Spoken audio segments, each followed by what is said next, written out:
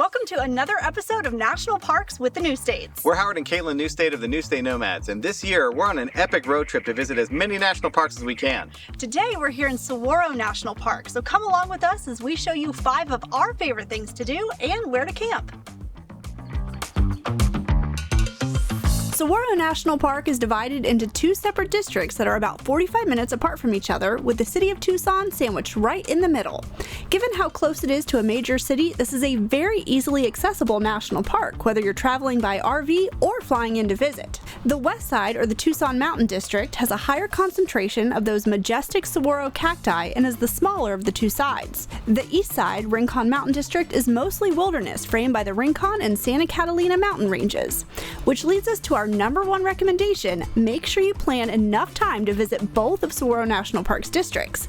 There are great hiking or walking trails, driving loops, and even visitor centers on both sides of the park, and they each offer something unique. So where should you stay when visiting Saguaro National Park? Well, it might be a little surprising given its size, but Saguaro National Park only offers backcountry tent camping, available by permit only. If you're like us and are traveling by RV, there's an excellent county park campground very close to the southern entrance of the Tucson Mountain District, aka the west side of Saguaro National Park. This is Gilbert Ray, one of our absolute favorite campgrounds. It might be Caitlin's favorite campground. Yes. Because of all these tall things that are all around us. Okay, I'm going to show you our backyard and why I love this so much. If you've been following us for a while, you know that I'm obsessed with cactus of any shape, form, whatever. And look at our backyard. There are just hundreds and hundreds of saguaro cactus as far as the eye can see. And the sunsets here are incredible. There are 130 RV sites with 30 amp electric, water spigots located throughout each loop, and 2 dump stations and freshwater fill. There's 1 small loop that is first come, first serve. Otherwise, you must make online reservations ahead of time. And beware, this campground does book up quickly. This is an excellent place to use as a base camp for exploring the park. Just keep in mind that the east side of the park is about 45 minutes away. And as we mentioned, Tucson is a good-sized city, so there are also plenty of hotel and Airbnb options nearby that will place you right in the center of town and about equidistant to both of the park's districts. Our next 2 recommendations are both in the Tucson Mountain District on the Bajada Loop Drive.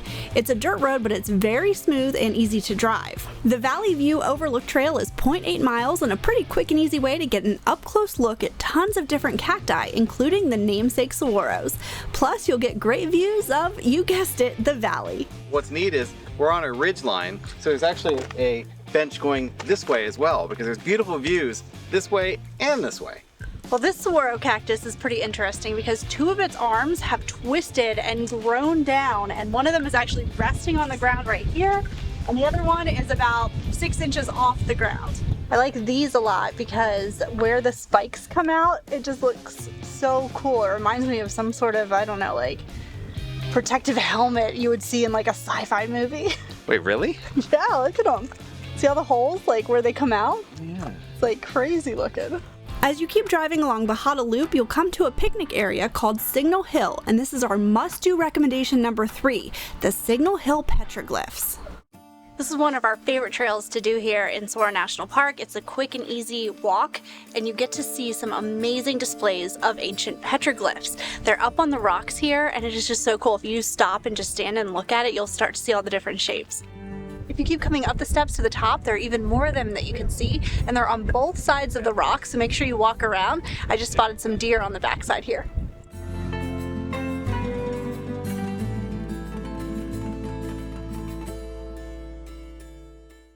We're heading over to the east side, or Rincon Mountain District, for our next stop, the Loop Drive. When we visited the park, they were offering a 2-hour guided ranger caravan, but you can also do this drive on your own, stopping at the many overlooks and short trails. We love attending ranger programs and definitely recommend checking out the park's calendar of events when you visit. We were able to learn so much about the saguaro cactus and this amazing desert landscape. On the Loop Drive, you can find a variety of short trails to check out, including the Freeman Homestead Trail, which gives you a glimpse into some of the human history that has occurred on this land throughout the decades. The mountain behind me is all that remains of the Freeman homestead, but human civilization dates back over 1,000 years on this land. Saguaro National Park features something called Sky Islands, where the landscape and ecosystems drastically change from desert to forest in just a few miles. All of the Sky Islands within the park boundaries are wilderness and therefore roadless, so you have to hike in order to see the amazing change from desert to forest. However, there's a great similar example just outside the park. The Sky Island Scenic Byway takes you up 6,000 feet in about 45 minutes as you drive up Mount Lemmon. If you're short on time, it's a fantastic way to experience the incredible change in landscape. The Catalina Highway is pretty interesting because there are very distinct cutoffs, like the saguaro cactus stop at a certain point, and then suddenly you start to move into pine, and you start to move into oak, and it's like you can see the layers as the elevation and the climate is changing, and we're now over 6,000 feet. The temperature has already dropped a lot. As you can see, we're already wearing layers. But we thought this would be a really great representation of what you would experience if we were up on top of the Rincon Mountains inside of Saguaro National Park, because right now we are at roughly a comparable elevation and we're going even higher. We've mapped out all of these Saguaro National Park stops and recommendations on our Roadtrippers map to help you plan your own adventure. And for more national parks with the new states, make sure you check out the playlist below. Thanks so much for watching.